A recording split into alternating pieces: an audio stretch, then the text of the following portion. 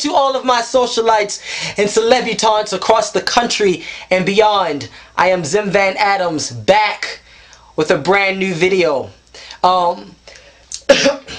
Many of you are well aware of the fact that I read every single message you guys send me on Facebook, on MySpace, YouTube, all of your Twitter replies, all of your emails that you send to VanAdams at Yahoo.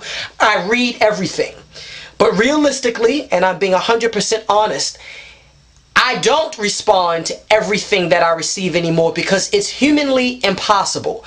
There was a time when I could come home and spend 2 to 3 hours reading my messages and responding to them. But with having 6 social networks and only a team of 3 people working with me, it's almost impossible for me to really respond to all of the lengthy messages that I receive. But I do want you guys to know that I read everything that you send, literally.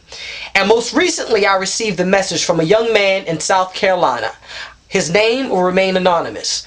But the message that he sent to me, I'm going to share it with you guys because it's so true and so dear to what I experienced in my life back in 2002, 2003, 2004, and 2005. I was in a relationship with a young man from 2001 until I left in March 2005. And some of what this young man shares in this message he sent to me on Facebook a few days ago is very dear to my heart. And I want to read it to you, and then I'm going to respond publicly. So, young man, you know who you are, and I hope that my advice to you helps. But I'm going to read your message now. Here goes. Zim, I am a huge fan of your videos and blog. You are like a big brother to me. I have been following you since January of 2009 when you released a video called He Loves Me Not. I'm so inspired by the ways in which you so openly and freely express yourself to all of us, and am hoping that you will advise me on dealing with my present relationship issues. Zim, I am hurting. My boyfriend and I have been together for the past 2 years, and Labor Day weekend I found out that he cheated on me while he and his friends were attending Atlanta's Pride festivities. I love him so much, Zim, but I can't deal with the fact of knowing that he chose someone else over me, drunk or sober. I've done everything for him in the past 2 years, from giving him money for his car payments, cooking for him, buying him clothes, writing his papers for school, and even cleaning his apartment. I broke up with him on September 9th and have been miserable ever since. I'm sad being without him, but even angrier trying to be around him. He cries and apologizes to me every day on the phone. He sends me text messages all throughout the night and shows up at my school and job unannounced. Get this part. He's threatening to out me to my parents and my family if I don't come back to him. I don't know how to handle all of this anymore. It's so hard. I know you get messages like this every day, but I would really appreciate some insight. Much love to you, Zim, and continue conquering the world one word at a time. Young man, first of all, I want to say thank you so much for feeling so comfortable in sharing your story with me, for trusting me in giving advice and sharing with you sort of some of my experiences and if I were you, how I would handle it.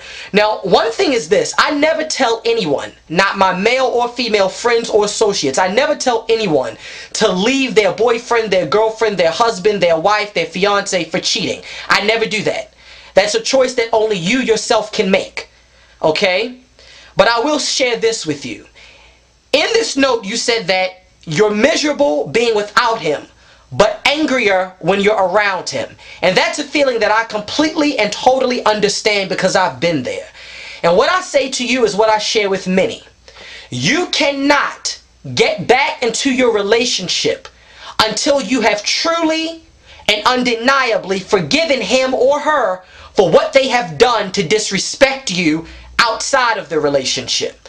I once went to therapy where my therapist said to me, and I've heard this many times before, that once you say you have forgiven your lover for something he or she has done, you cannot bring that situation up and throw it back in their face in the heat of an argument or during, disgruntled periods between the two of you.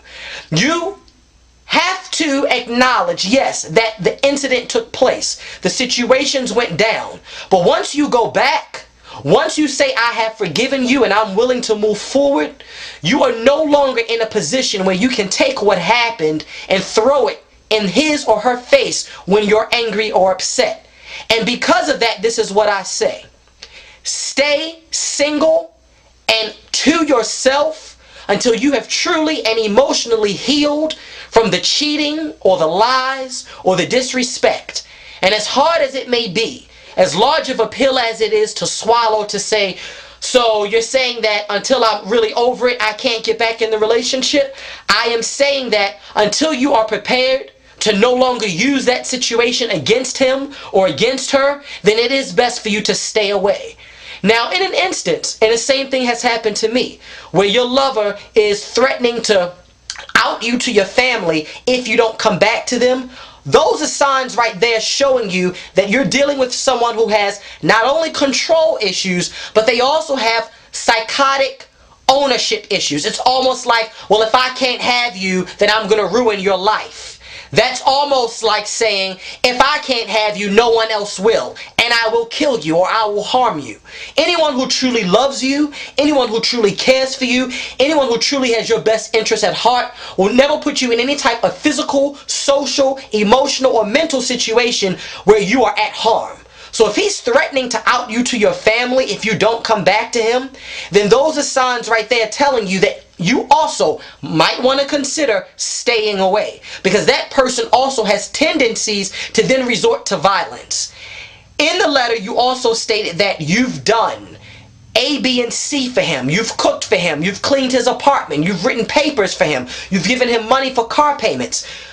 I hope that when you're doing these things for your lover, just like I say to all of you, if you're going to make these type of sacrifices, which we all have done, do it out of the kindness of your heart, not expecting anything else in return. And never have regrets. Never regret giving your all and doing so much and giving so much of yourself, because that's the great part about being in love.